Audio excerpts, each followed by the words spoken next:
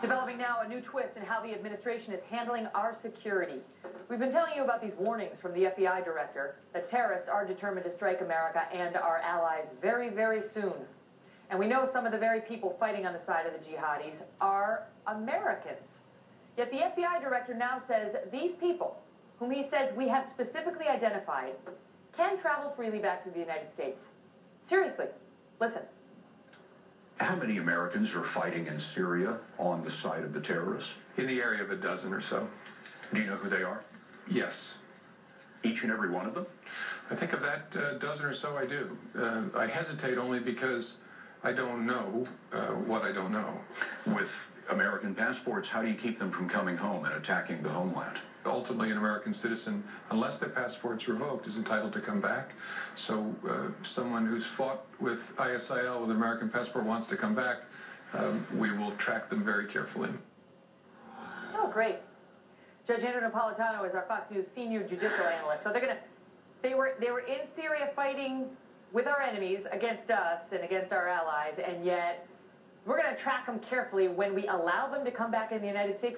Can we charge them with treason, Judge? Well, I'm shaking my head because I, like you, like most people in the legal community, have a great deal of respect for Jim Comey, the FBI director. And what he said earlier in your first segment was true and profound, and I'm glad he said it.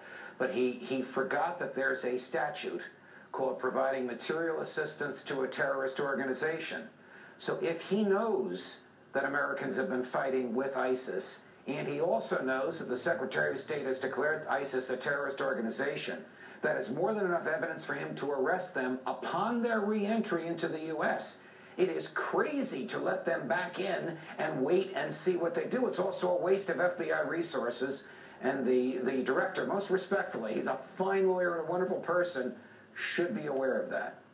Well, and who knows whether he's setting policy on this, but it is crazy. So we've identified them by name, fighting in Syria with ISIS, a terrorist organization. And we are going to track them carefully when they come back into America with their U.S. passports.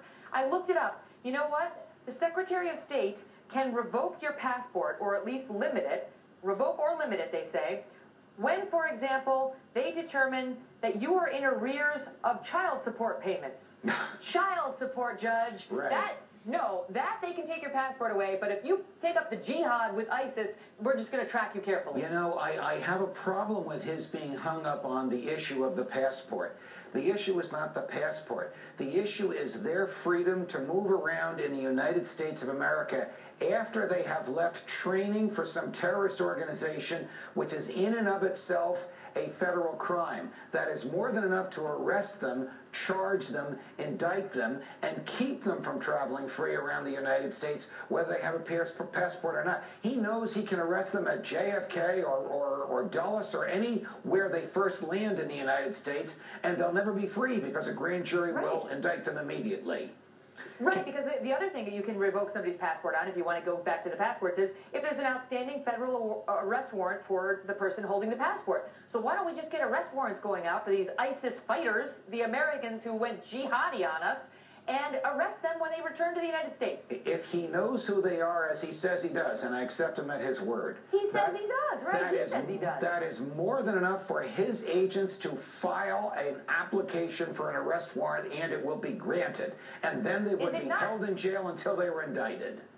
Is it treason? A lot of the viewers think that this is treason. Technically, it is not treason. The Constitution of the United States provides a very high bar for treason. It means that you provided aid and comfort to the enemy by fighting against the United States. And the enemy is what Congress has declared, not what Barack Obama has declared as the enemy. So the president, by refusing to seek a declaration of war against these people, has taken treason off the table. Unbelievable. Judge, good to see you. Good to be with you, Megan.